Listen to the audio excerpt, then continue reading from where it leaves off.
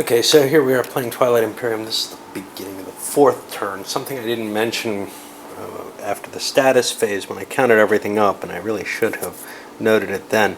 Get the victory point positions. We're seeing everybody's reached, well, three of the players have reached that first one, the 5 tech.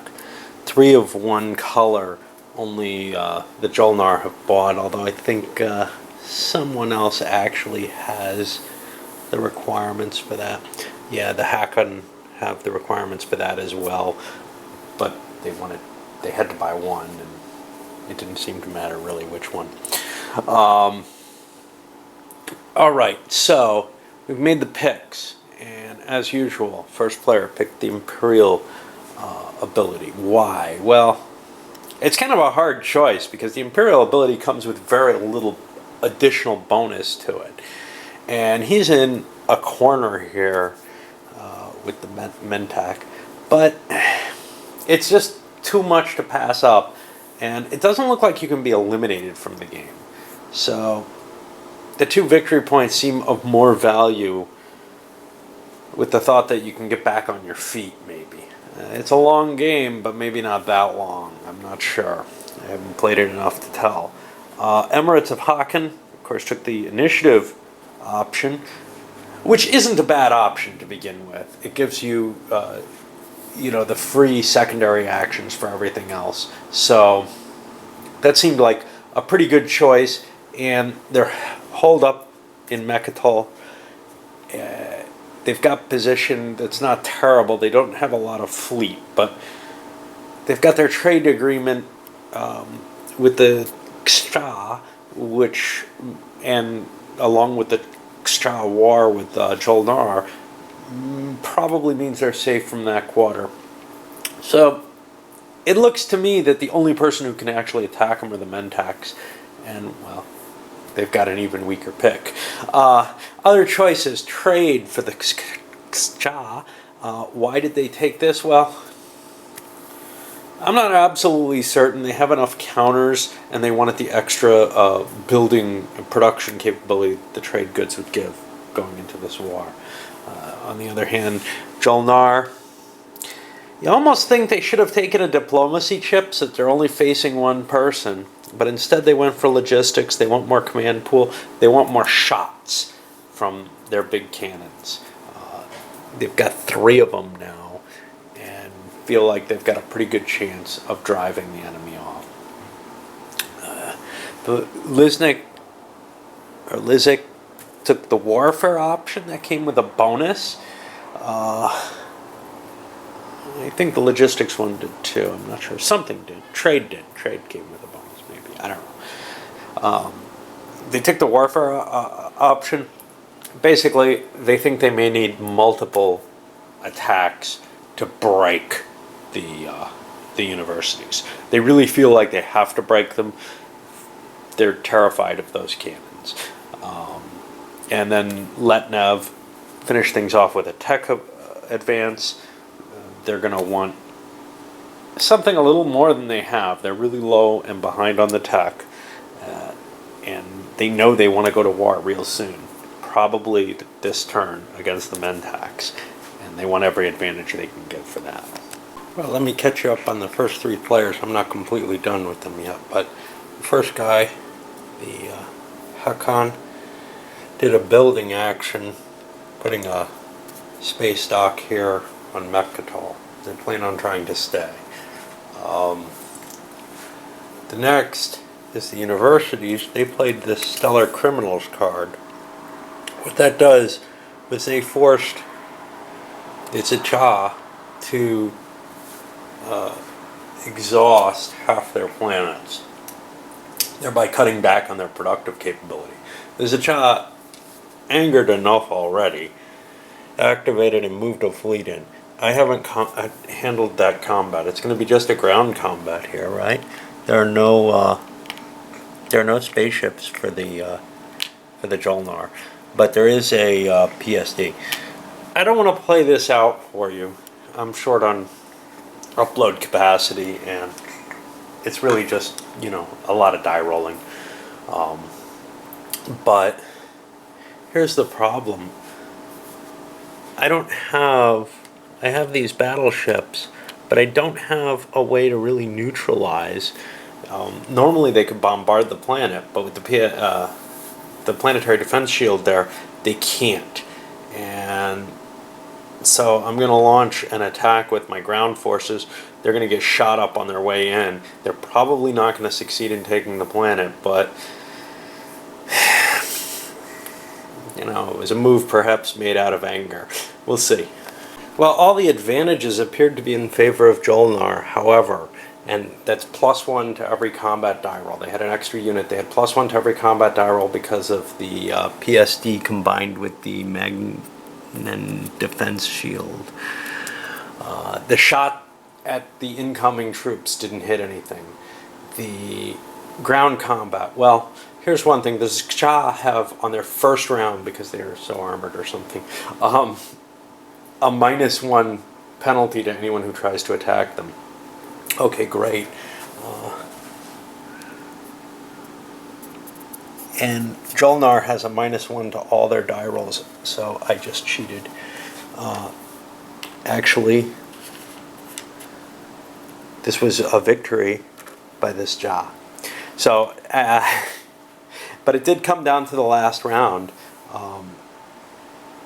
and the Xia managed to defeat larger numbers and not. I guess the advantage was not as heavy as I thought it was when I looked up the special ability. It's hard to remember all the special abilities for all of these. So what happens is everything's cleared out of there. If there was an agent, they could have captured them, but they didn't. And they get the planet, which is on here somewhere. And they get it spent already. But they were victorious. And things look very bad for the Jolar now. Before, I thought everything was cleared out, but they'd still be able to build stuff there because they had their space dock and they had the planetary shield. But now it looks like they've lost a planet, actually, and that's bad.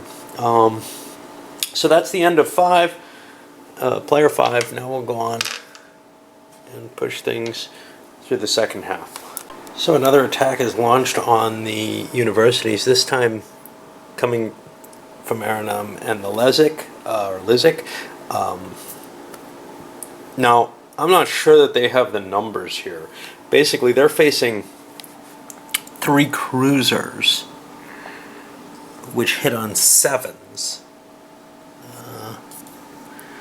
But of course, the university's bad at combat with -1 during all rolls during space battle and invasion combat. Against that, there's going to be a destroyer, a carrier, and a handful of fighters, I think 4 fighters. All hit on 9s. Now,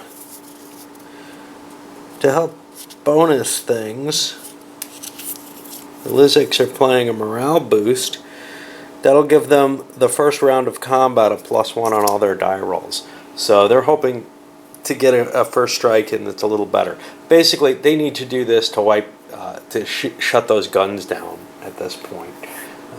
They can't afford the attrition of a build-up and attack type position. So they want to do this, whatever happens. They have a worry up here, which is there's a dreadnought sitting not far away that can react. Well, the net result there was a victory in the naval battle. They took a couple fighter losses, but destroyed the 3 cruisers. And now there's a problem. They did a landing on the planet with 2 units. One was shot down by the PSD. One was defeated by the ground unit. The spy that they sent to try to capture the goods was captured. And he could be executed if they want, I guess. But might be a good idea. But yeah, it didn't work out as well as the ground combat over here did, even though the odds were better. So, you know, there's a lot of luck in these fights. It's just a lot of die rolling. In terms of retreats, could anybody have retreated? Well, the attacker could have retreated back to where he came from.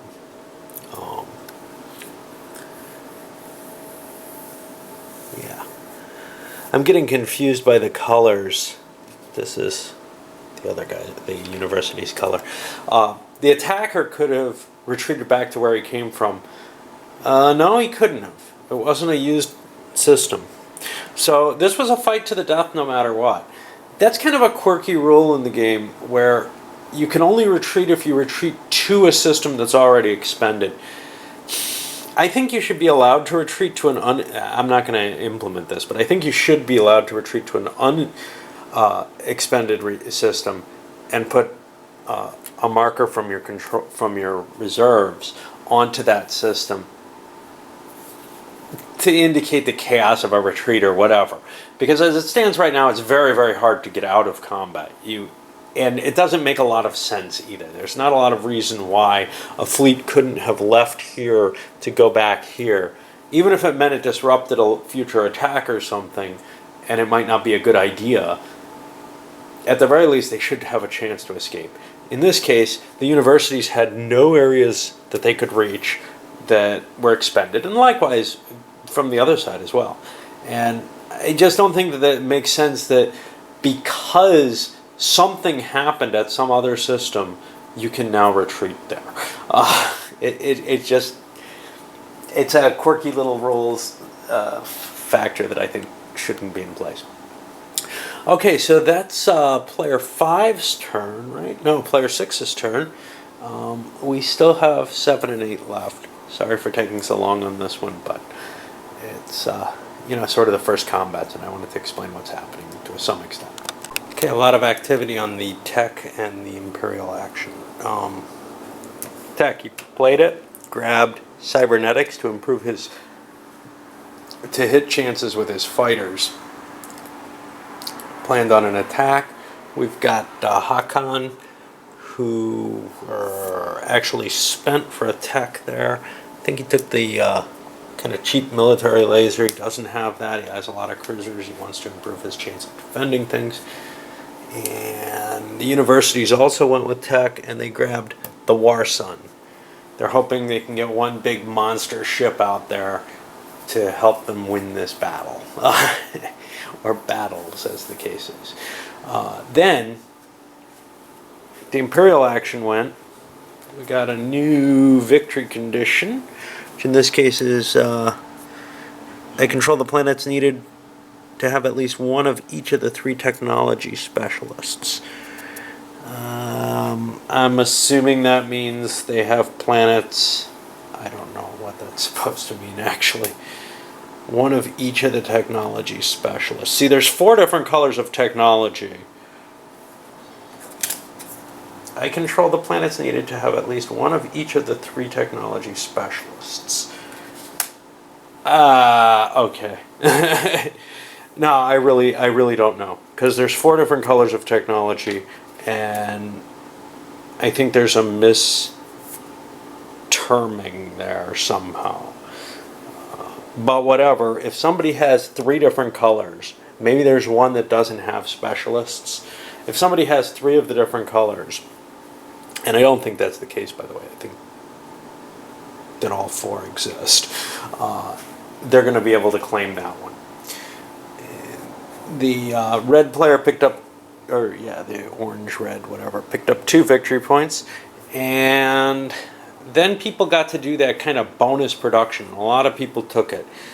Yellow took it to build some additional forces over here, just to help protect their back areas. Green took it to build a new little invasion force to move forward against the universities if need be. Purple did not take it. Blue may or may not have. I think they did. They built up more forces here for their invasion. Black did not take it. And red, I don't believe did.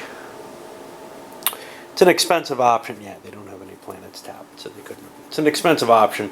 So, costing not only a strategy chip, but the cash for the build. And you don't get to choose when this is going to happen. Maybe you would be ready for it at a different time if you got to choose. But right now, a lot of the planets are full. It doesn't seem to make sense. Purple would have liked to. They don't have the cash to build that War Sun, so they're like $1 short. They're hoping the trade action comes up before, I don't know, they're obliterated or something. Somebody does have trade. One of their enemies bought the trade action, which means that they're going to get enough cash to put that War Sun on the board. Whether or not they'll be doing that while they still have command pool chits or additional fleet or something, that's anybody's guess. But chances are they're going to be able to clear their home planets with that. That would be my guess. And become really a potent and scary force, I would say. Alright, I'm going to wrap this one. I don't know where it's going to be because I'm waiting for my computer to finish an upload so that I can shut it down and hopefully have the ability to pack my movies together again.